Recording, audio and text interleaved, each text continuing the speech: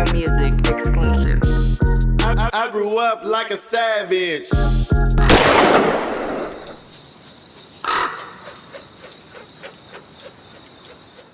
My biggest pet peeve with niggas when they get their big feature is putting your big feature on a B-side song. Like, it kills me. Like, because sometimes you take an opportunity and you really, to me, you suppress the opportunity by putting it on a song that you like, just a song you would just rap on. Like, like it's not they don't taking go the for the opportunity to hit. make it a big record. Yeah, they don't go for the hit. Yeah, They go. like- It's true because like I tell artists all the time, like, why would you pay this feature to get on a song like they're your friend? Like you could do 10 of these. You could do these all day. Now I understand if you niggas got 10 songs together, I'm gonna put you on the Mama I'm Sorry record. Right. I get that. Right. But my nigga, if I pay you for this feature, my nigga, we try to get a record off this Trying to shit. get a big one. We're trying to get starting at having your CMG run, and having your CMG run. How far into your run did you start Play Too Much? Probably like year 4.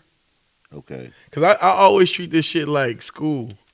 Okay, I heard you say that before. You know what I'm saying? So Yeah. I treat everything in a 4-year. So like a 4-year increment. flip. Yeah. So, and then you know, like being a part of other people crews or other people radio shows, I don't always agree with how y'all like how they do shit, but that's they shit. So it's their rules. Mm-hmm. So you know, like you definitely learn from people, but you like, hey, I probably do that like this. Okay. You know what I'm saying? Yeah. So around that time, it was like same thing like the radio shit. Like, bro, CMG is your Gotti shit. Mhm. That ain't my shit. Mhm. You know what I'm saying? So like anything that I'm doing behind the scenes, you know, like I'm not getting credit for it.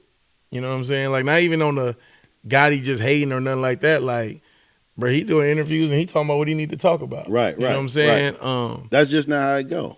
Yeah, but I wanted my credit. Yeah. And I was like, bro, I could, you know, I came across Dej early, came across Kamaiyah early, Mm-hmm. and you know, I didn't know this shit. I didn't know about signing artists and putting people on paperwork. And we could technically say chippers too, because to later on go and deal with E40, I mean, that was pretty big for him. Yeah. But I didn't know, like, I didn't even know how to sign somebody. Right. You know what I'm saying? Right. Like I thought, yeah, that's just me. And then, you know, when people further their careers and do what they're supposed to do, you know what I'm saying? Like I was just getting handshakes and the 100 emoji. Like you a real nigga. You know what I'm saying? Because that's kind of what happened with Dej. Like Dej, you kind of discovered Dej. Her record broke here. She had Try Me, right? Try Me basically broke here. Yeah, no, Try Me definitely broke here. And yeah, I came across Dej first. I don't like the discovery word because I know artists take that shit personally. Yeah. But I was definitely You a part came of across them her first. early, Yeah.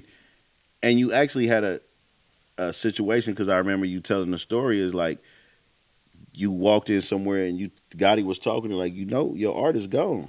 Oh yeah, when she came to Miami, right? Because I didn't know. Like I just called the first thing I knew, bro. This is girl. You got to meet her. Here go the music. He like this shit crazy. Fly her to Miami with us. Mm-hmm. So we in Miami. He meet. He love the music, whatever. But Dej is just my partner. Right. Cause like we talking every day, and slowly you starting to see people post her shit. And then I remember she got on the plane, and I think Drake or Kylie Jenner tweeted "Try Me," and Gotti said, "You just lost your first artist." And I'm like, "What you talking about? This is my homie." Right. And he like, "My nigga, listen. She's about to get every offer in the music industry possible." You know what I'm saying? So that really got my like shit of like, okay, I need my own shit. Mm-hmm. Then I came across Kamaiyah. She turned up, you know what I'm saying? And but like legally I had no kind of paperwork with nobody. So that's why I mentioned that, because the technicality is you saying I didn't even know how to sign nobody. Yeah, I probably could have signed both Yeah. of them if I knew to say, hey, come sign with me. You know what I'm saying? Because, like, even Kamaiyah, like, bro, I was just so happy with helping people. Yeah. So even when, like, How Does It Feel was blowing up, Ghazi reached out to me. I just took her straight to Ghazi, right? And Ghazi gave her the contract or whatever. He gave me the contract. I gave it straight to her. I was like, hey, look, if you want to do this shit, you can do it. If you Right, don't, right. like, I didn't know anything on some like be with Business, me and all that shit. I was just yeah. like, bro, this your decision. Like, I don't even know what to ask for if we Right. did anything. You know what I'm Right. saying? And she figured her own shit out and turned it up, and she became who she came. And so that really inspired me to create my own label. And you saying that you know, you still wanted to make your decisions for your label because prior to this, being a part of a team, whether it be radio or a record label, you were still a part of a team. So being your own boss is what you wanted to do. But as a honorary member of Play Too Much, I'm still waiting on my chain. I'm waiting on some change. I'm waiting on my chain.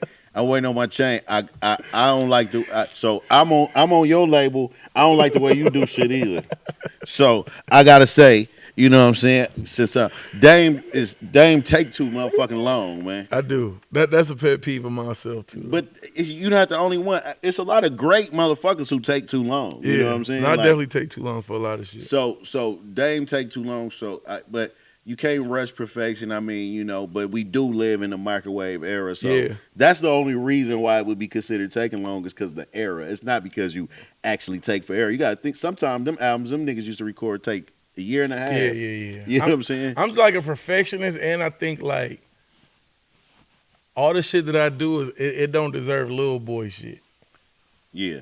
Like Yeah. I think everything I do deserves big budget, big opportunity, and I be feeling like if we drop this shit without all that shit, we gonna waste it and it's just gonna be like exciting for one day and then we lose it. So that's really But why how I do be you holding on to how shit. do how do you have new artists, right? Mm-hmm. How do you have new artists and get the label excited about new artists who in the times of in the era right now where we live in where people want metrics? Mm-hmm. Like I personally hate it because Mhm. I feel like it's like they try to make it like impossible to weed out the talent, right? Because you don't have to be talented to get the shit that's popping. Like I no disrespect to this artist. I mean no disrespect. It's just not my ears haven't caught it up to it yet. But it's an artist that like rapping a baby voice. Have you heard it? It's like like a button you would push on a keyboard to rap in, bro. Like, and that shit is actually in rotation and getting spent, right?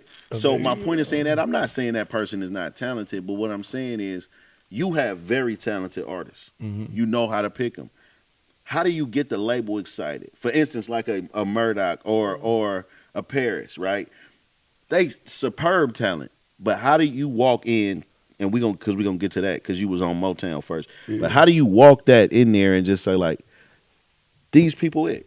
Like I don't like you know Well, what I'm saying? I think, and I'm always grateful for Dej and Kamaiyah because industry wise, I get credit for them. So that's the same thing. Yeah, like I get credit for like, well, he was one of the first people to have them or mention them. So I think just like my resume or like, he did this with Gotti. I think my resume is strong enough to where they at least open to me bringing somebody new around because I've only been a part of shit from the beginning. Right. I've listen, if I could catch a nigga wave, I would love to, but I haven't caught nobody wave to say this is mine. Like I've only been a part of 100 followers. Right. You know what I'm saying? Right. And I just came across some dope people who believed in like opportunity, from Gotti's to Ethiopia's to, you know what I'm saying, Tunji now. Like they just believe in shit like let's organically get credit for this shit rather than try to catch the wave. You know what I'm saying? You in the executives, as far as the executives in the industry, like, because I don't think people, you just mentioned a couple, but I don't think people from where we from really know. But can you just off the top name about just a handful of people from here who people should know of From the Bay? from the Bay? Well, shit, Tunji, the CEO of Def Jam. You know what I'm saying? He from out here. You got Brittany Davis over at Motown. She like does everything for Lil Baby right now. Mm-hmm. But she was with Chris Brown, Big Sean, all that in the early stages.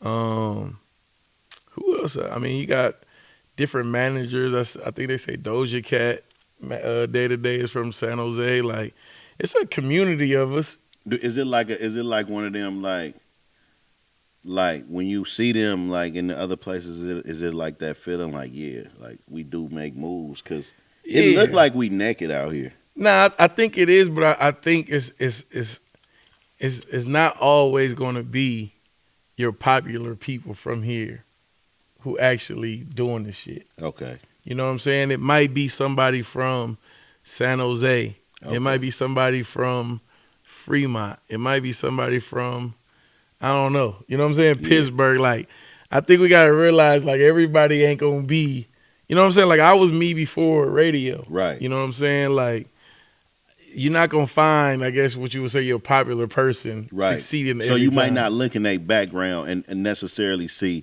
super hip hop or music.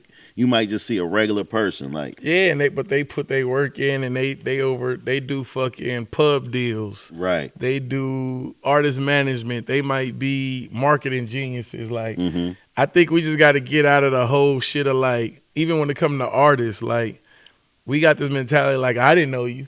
Right. So you can't be like, and we got to get out of that.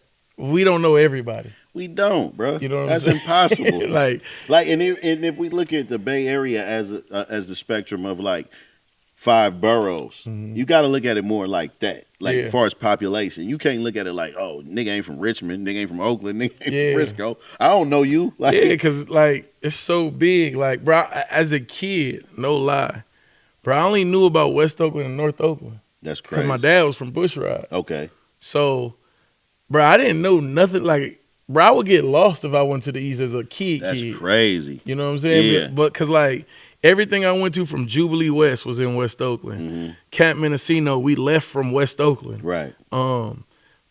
McClymonds, reunions, and all that shit my mom and aunties go to, bro, that's nothing but West Oakland. And West Oakland is like this. Like, far as family and what you need, you can get everything in the West. Yeah, you don't so need like, to leave. I didn't even know this type of shit. Right. The only thing extra I knew about was Bushrod. Because my dad knew. You know what I'm saying? So did college change that all up? Nah, not like, I'm like, when I probably got to like junior high, Yeah. I started learning more about the East. Like, Okay. oh, okay, I know what this is. I know what that is. But So you didn't even really have partners from the East? like, we had cousins, but they came to like West Oakland. Okay. You know what I'm saying? When we have our Memorial Day barbecues, like, bro, it was people coming to us. You know what I'm saying? So like, when you grow up, you're like, damn, we used to be in the Ville. You know what I'm saying? Or we used to, but like as a kid, I didn't know like, you know what I'm saying? The Brook, I think the place that like not adopted me, but like showed me the most love after that was probably like Brookfield. But that's family too, right? But that's family, like my brother, cousin Fees, Norm, you know, all them dudes. Like, that's when like, oh, okay, I fuck with East Oakland niggas. Yeah. But I didn't know, like, you know what I'm saying? I didn't know. Just while you right there, what's the difference between the East Oakland nigga and the West Oakland nigga? In your time, because now it might not be no difference. Yeah, well, they used to say West Oakland was dirty and grimy. Okay. Right, that was always like West Oakland, but I didn't know that because I was there. I wonder what it'd been like if the Coliseum was in the West. I don't know. I'm just saying, like, I didn't even know this shit because this is what you see every day. Right. So for somebody to be like, niggas, I'm like, you know why it was probably dirty? The concentration of. Wait, first of all, let's get some good. Oakland is dirty. Oakland. Now, bro, y'all make it seem like East Oakland was Beverly Hills. It was. No, it was not, bro. Y'all didn't, because you know why? Y'all don't have no hills. So that make us dirty? Yes. If y'all don't have no above 580. Bro, we closer to downtown. We damn to have more coaches than you every niggas. Downtown in America is dirty. Listen, I promise you I didn't know Brookfield was the first, you know, East Oakland landmark that I understood. Yeah. But that was like 5th, 6th grade. Yeah. You know what I'm saying? Clearly we figured it out. But you had your own, you dealt with artists, you had your own artists, you have your own label. In the process of having this label, you signed your label. You signed to Motown, right? Who signed you over there? The president, the Ethiopia. And she actually from the Bay. She from the Bay. But she I think she said she was born in Berkeley but raised in Atlanta. So and you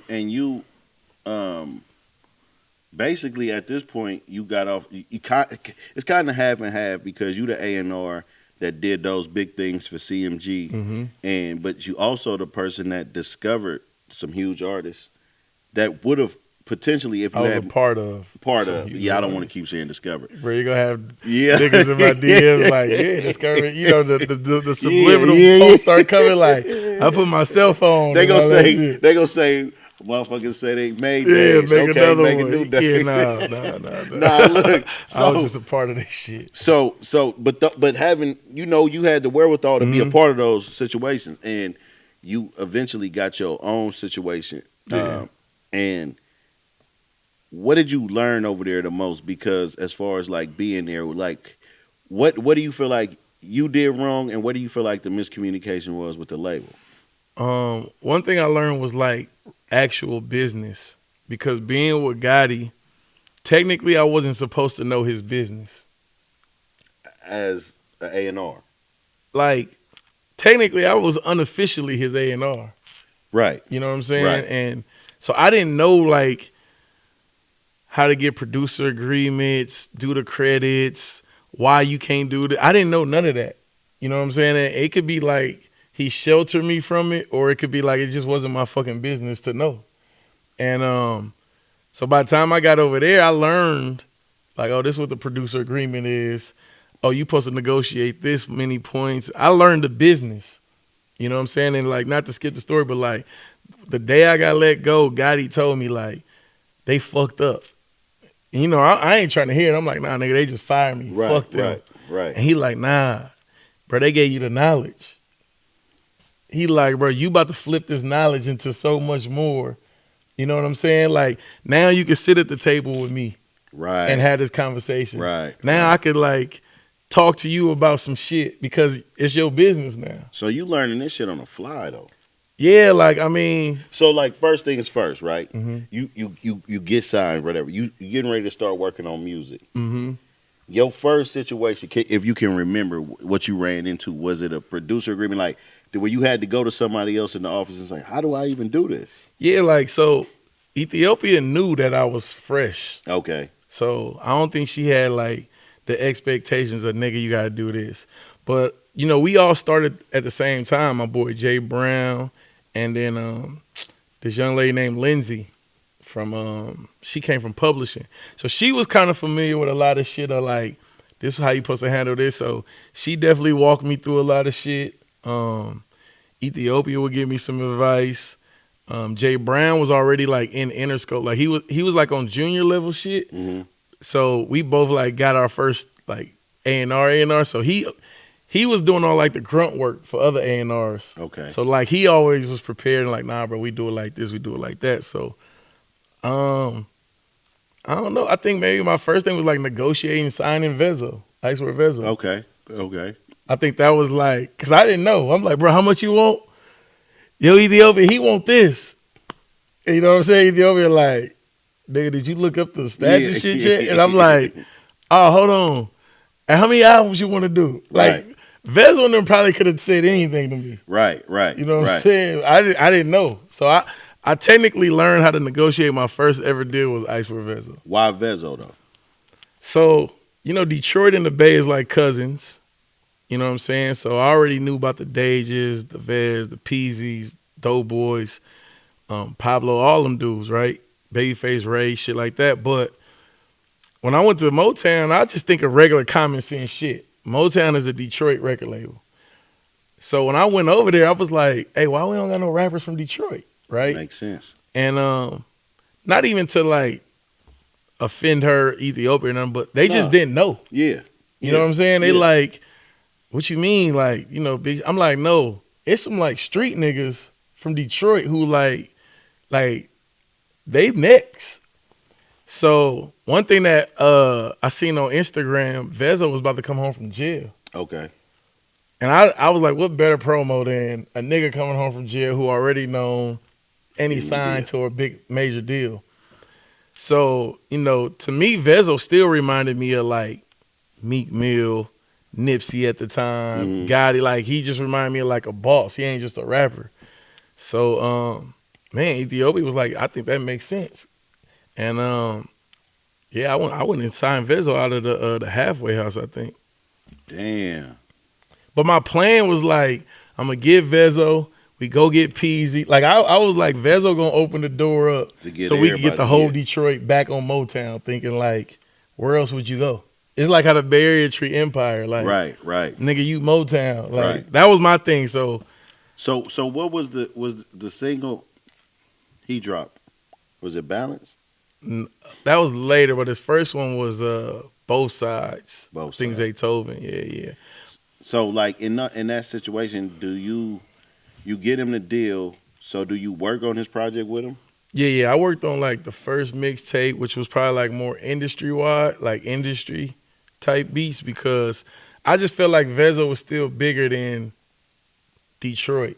You know what I'm saying? And I felt like if I got Gotti to rap over Act Right and certain beats he wouldn't rap over, I felt like, oh, I could do the same thing with Vezzo.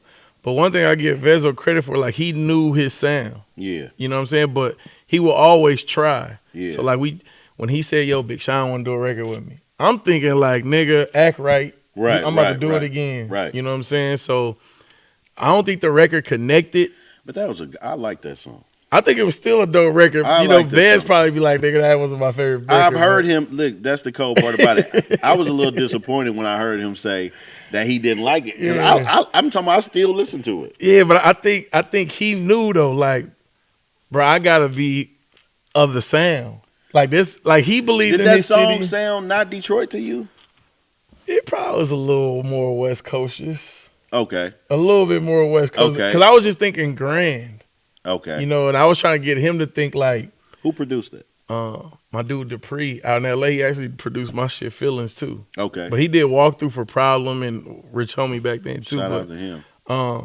But Vezzo knew what the sound was. He knew like, bruh, I gotta get back to this shit. Like I gotta put my name and stamp on this shit. And we Detroit gonna come out. music wasn't where it is now either. Yeah, And nah, he it still was trying to go with, because just think about people trying to make it out. Think of people even from his city, right? From a Jay Dilla. Like if you heard his production, you wouldn't say that's a Detroit producer. Yeah, I didn't even know. If you heard what's those dudes now that did the song with Kanye? Slum Village. Slum Village. You know, if you heard them, you wouldn't just think D. Yeah, as a kid, I didn't know this shit. You know what I'm saying? So it's like for him to say, because you know the D is like us. We got isms. The world don't catch on as fast, and like, but somebody from out here, you will see that too. Like you'll be like, well, I need to go with the industry standard shit because our shit ain't catching. You know what I'm saying? So he still was like, fuck that. I got to do our shit. He knew it.